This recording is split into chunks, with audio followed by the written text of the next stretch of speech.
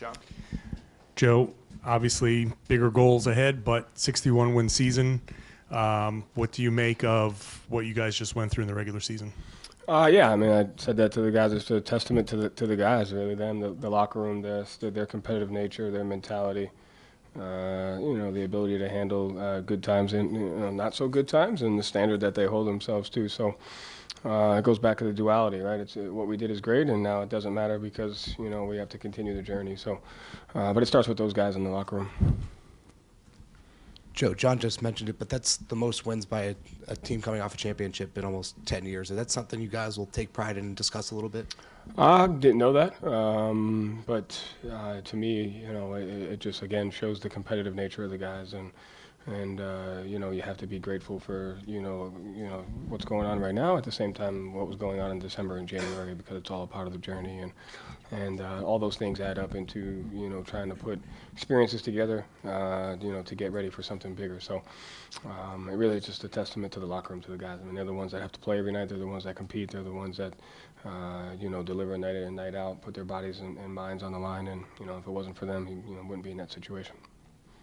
Joe, you like to say you take something from every game. Obviously, you didn't have everyone available, but you get in a close game, get to practice execution in a close game. What do you as a coach take from that, even though you don't have everyone available, and what does it do for those guys to get to play in that environment? Yeah, I mean, it's not about having everyone available. It's about just having the same standard. And to me, the guys, executed and played to the standard and the level. And I thought towards the end of the game, JD, Jordan, and Nimi making some big-time plays there. And but that's what it's about, is just playing to the level of standard, executing.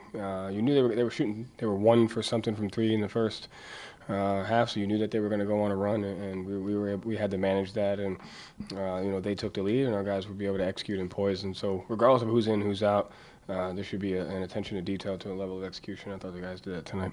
And then we've talked a lot about Luke's growth this year. There's been a lot of times lately where guys are screening off the ball, cutting off the ball, and he's just sort of standing there and ready to make the right read. What have you seen from him as a passer, not like outside of just the pick and roll situations? Yeah, he's just he has a high basketball IQ, and he can play against he can play different offenses, different lineups, different coverages. Tonight I thought they did a good job going their triangle in 2, and it kind of threw us off our rhythm a little bit. And then Luke and Nimi together were able to kind of stabilize that on the offensive end for us and kind of gave us a shot. But just his versatility is huge for us, his physicality and his basketball IQ. Joe, there was a moment in the fourth quarter, I think, after JD found Pritchard for a 3. You seemed pretty excited with JD. Were you looking for him to be more aggressive, or kind of what was your message to him? I think that was the play where he had the back tip, and it's just those plays matter. They're huge, and I think that those plays to me define the game. As JD's back tip, I think we missed a layup, and then they came back, and he was able to. Those are the plays that we talk about, right? I think it was a back tip to a transition 3 to a timeout, and it's like that's what separates you. Jordan had one of those with the corner 3 and then 2 offensive rebounds towards the end and some in-traffic rebounds. So you just have to understand that it's not the highlight plays. It's not the G League MVP isn't the reason why you're going to play for us. That's a great thing, but it's more about being able to make those type of plays and stick to those discipline and attention to detail.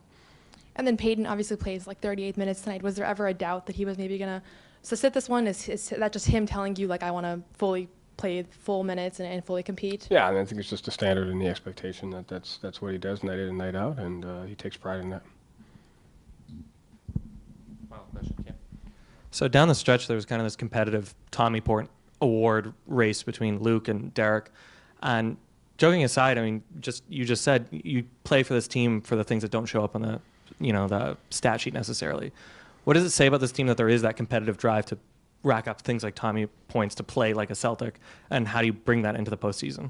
Yeah, I mean, I think that just goes back to the responsibility and the ownership that we have, that we don't have the ability to play for something like that if the people before us didn't set the standard and the expectation. And guys take pride in going after that on a nightly basis, and that's what gives us a chance every single night. And that, to me, not from now or here, all you're going to talk about is playoffs, blah, blah, blah. But at the end of the day, what wins a preseason game, a regular season game, a playoff game, it's all the same stuff. It all comes down to the margins, all comes down to the attention to detail, all comes down to the things that impact winning in that process. And, the guys don't get distracted by, does this game mean more than this? Like, that locker room has done a good job of creating an environment where every game's important, and all the Tommy points and all those things go into the margins and the things that impact winning. So we have to be even better at that, and that starts with practice on Tuesday.